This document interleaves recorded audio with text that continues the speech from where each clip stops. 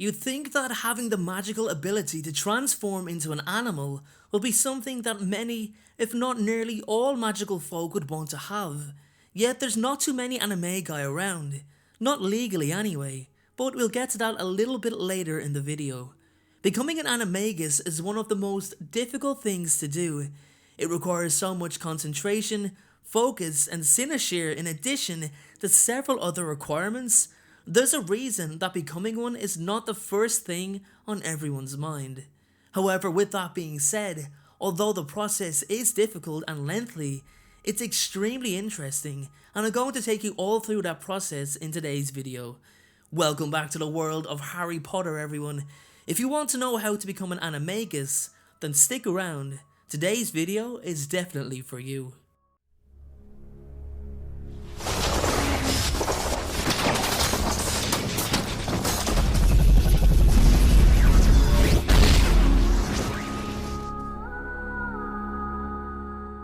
Okay everyone, let's get started.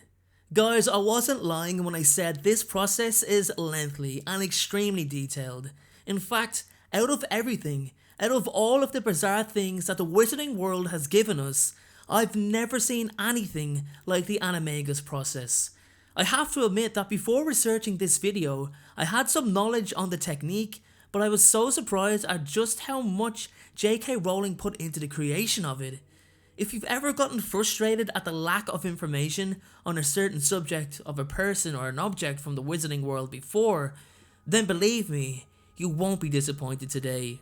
So, in order to become an animagus, it requires skill, practice, and a hell of a lot more practice. There are serious risks in the process as it's extremely long and requires a lot of endurance for starters. In fact, there have been several animagi cases gone horribly wrong, resulting in permanent half-human half-animal transformations, and due to that, many wizards and witches have preferred to focus their time elsewhere in other areas of magic. Also, due to modern times, the practical use for transforming into an animal was almost non-existent other than for teaching, which Minerva McGonagall used quite effectively. To begin the process, the person needs to place a mandrake leaf in their mouth and hold it there for an entire month, from full moon to full moon. Now that alone must be quite difficult to do, especially with things like eating, drinking, brushing your teeth, and who knows the condition the leaf would be in with the addition of saliva. It must have special magical properties because it would surely be a paste material after even just a couple of days. If the leaf is removed or falls out at any time, the person must start all over again. So guys, I think you can see right away that problems can arise immediately. At the next visible full moon, oh by the way, if the night happens to be a cloudy one, making the moon not fully visible, the person will have to start all over again with a new leaf for 30 days. Anyway, continuing on, the wizard must spit the leaf into a vial within range of the moon's pure rays.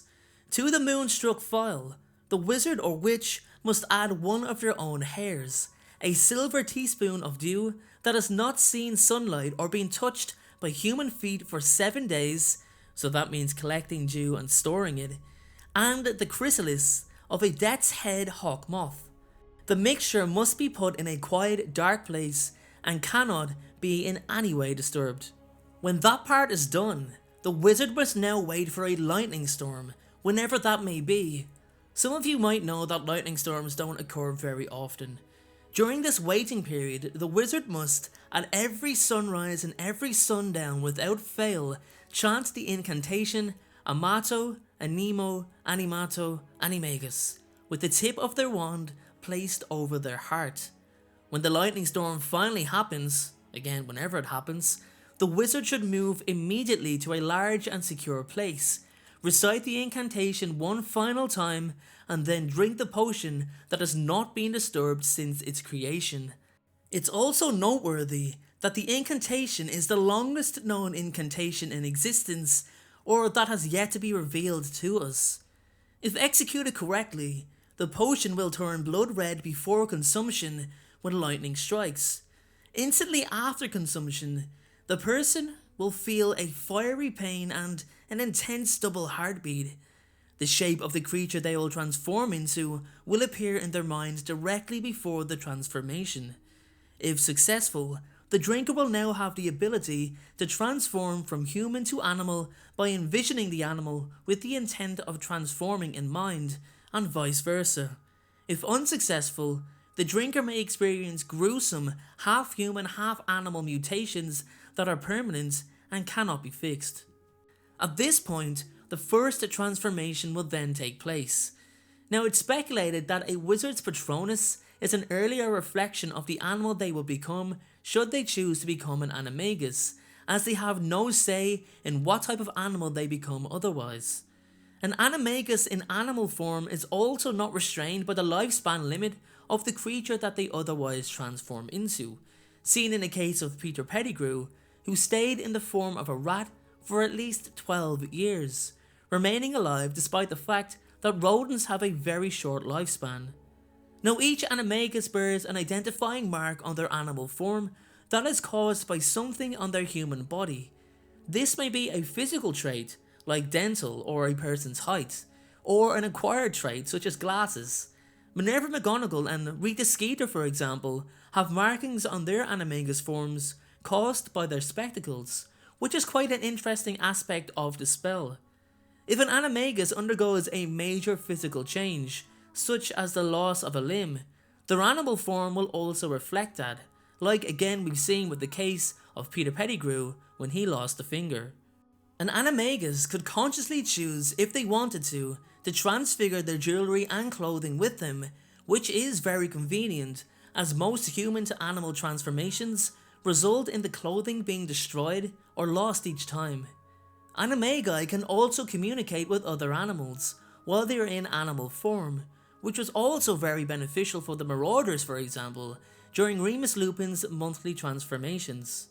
They can also be forced out of their animal form with a reverse spell, like we've seen Remus Lupin and Sirius Black do to Peter Pettigrew in the Shrieking Shack, also another interesting aspect of the spell. So guys, as you can see, the efforts for a person to become an animagus is a huge one, and in addition to that, they have to be officially registered with the Ministry of Magic. This registration includes revealing one's animal form and one's distinguishing markings. The register is also available to the public. The primary reason for registration is to ensure the animagi do not abuse their abilities, as the Ministry is able to keep track of them. The penalty for failing to register as an animagus is a sentence in Azkaban prison, although the length of time is unknown. Due to the complexity of the magic involved, the time it takes, and the limited use, for those who are registered, of the ability, animagi have become very rare. There was a total of 7 known registered animagi in the 12th century. It is also partially because of this complexity that animagi are required to register themselves. In conclusion, becoming an animagus seems only logical if one wishes to use it for academic purposes and go down the legal route of being registered. Otherwise, I can understand why criminals and outlaws use such a process in order to disguise themselves and avoid punishment for their crimes, as we've seen Wormtail do for so many years.